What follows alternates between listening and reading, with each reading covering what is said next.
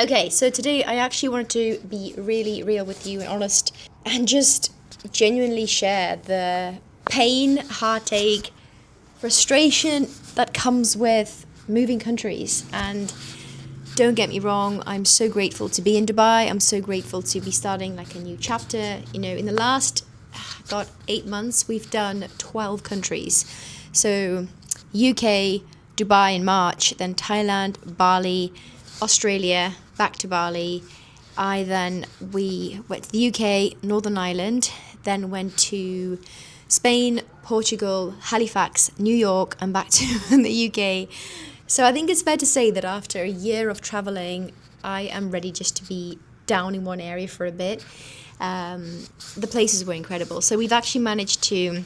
So we've been in Dubai now like 10 days, and what an experience. I thought I'd just show you the place.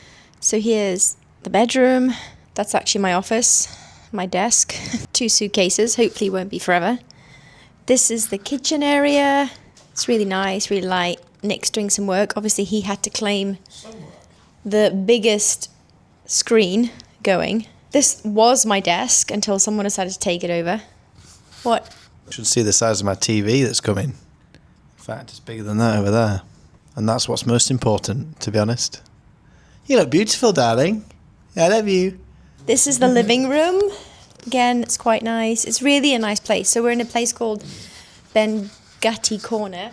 And it is lovely, to be honest. The only thing that I would change is looking out onto a road. If you can see from here. So there's like an 16 lane road motorway there. For those of you that haven't been to Dubai, this area, which is called JVC, so Jumeirah Raya Village Circle, this place is like a building site, and there's so much traffic here, like genuinely is mental. Find a place in Dubai Hills, which is for rental for a year. Dubai is an interesting place because they just want money. So they are happy to take upfront checks straight away. Some places do monthly rentals, but a lot of it is just upfront. So either a 6-month check or a 12-month check. And it's been crazy the last week because we've been furniture shopping. The place we have is unfurnished. And we went to a place called Dragon Mart, which, if you've not heard of Dragon Mart, Google it. It is a experience. There is everything you can buy there besides a live animal or human.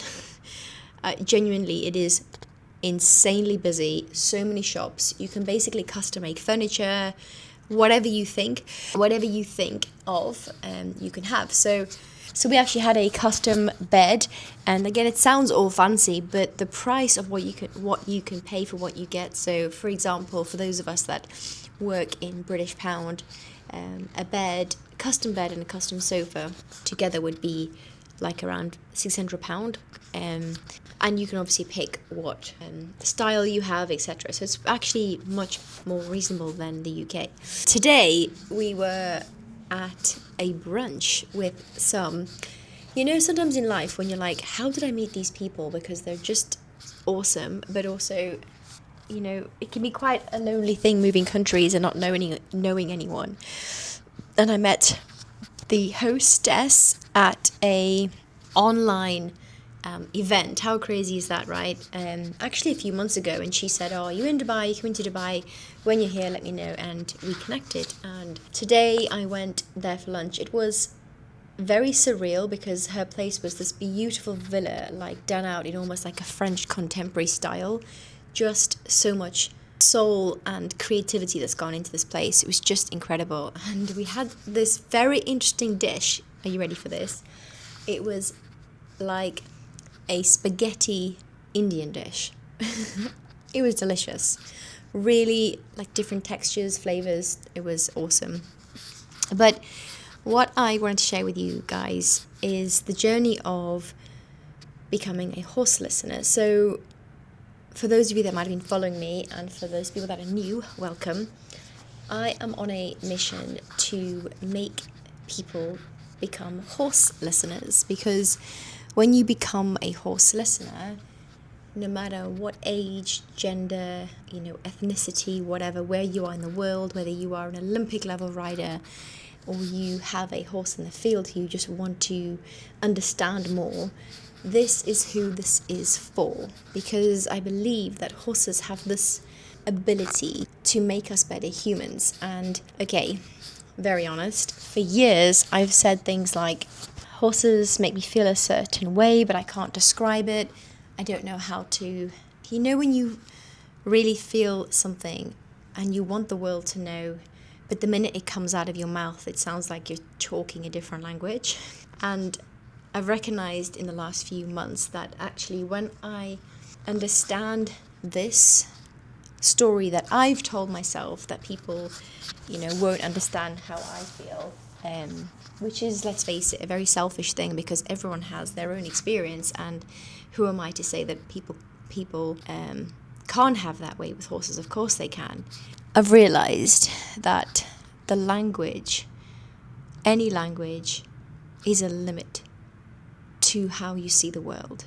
And my rewiring that I'm going through at the moment is rewiring how I show people and allow people to speak on how horses have made them feel. So horses have this ability to make you feel very vulnerable because of their size and what they can do. But in that vulnerability actually is a very kind, compassionate, soft, gentle being. And that, in this day and age, is a superpower. It's also the presence. So I was reading some research the other day about the size of a horse's heart being like 5-6 times the size of a human heart, and how that organ alone, the kind of frequency that carries, is why they have this amazing ability to allow people to heal, to allow people to grow, to allow people to feel pain.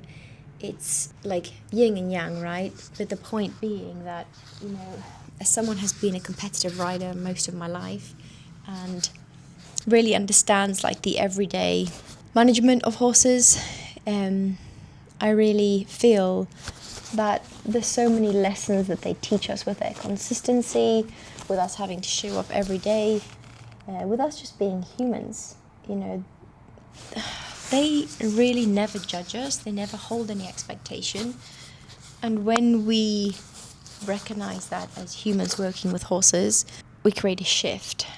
And going back to a lot of the ways people communicate today, I think it's like a lost art, to be honest, to really be present, to really be in your body, like all of these things that a horse has made you feel. So you can tell I am probably butchering this right now, explaining it, but the most important thing is that I'm trying, and my mission for December is to fail and fail quicker, learn quicker. Learning doesn't always mean learning new things. It could be reflecting on the way that I currently do things, reflecting on the way I think, reflecting on the way I speak, reflecting on my learning style, so that I can become better and be the version that I know not only I would like to be, but also that the horses require and need. I met some amazing people today, some amazing people from all different parts of the world. And what I really enjoyed was that the conversations were around being a better person, around how to be a better person, whether that's music, whether that's, family, whether that's walking out in nature. And it's just coming back to that power of connection and feeling like you belong, feeling like you're here, feeling like you're having a human experience of all the heartache, all the pain, but also all the love and joy. And it really brought me a real sense of feeling like I'm in the right place, despite no one else knowing me here from like the business sense yet. When I've only been here 10 days, but it's like I'm wanting people to like book me, I can help with the horses, but I also have to recognize that it's a journey to it, and it's going to take time. As much as the impatient human brain doesn't want it to, it's going to take time. So in the next week, I'll be turning 37. I'll be reaching level 37. In that week, we're also moving to our new apartment. Everything arrives on the same day that we move out, so let's hope that we have a bed to sleep on. Our Amazon basket, because of the Black Fridays, was currently 42 items in it, so that's going to be an experience. But I'll show you guys the whole thing, and yeah, I hope this serves.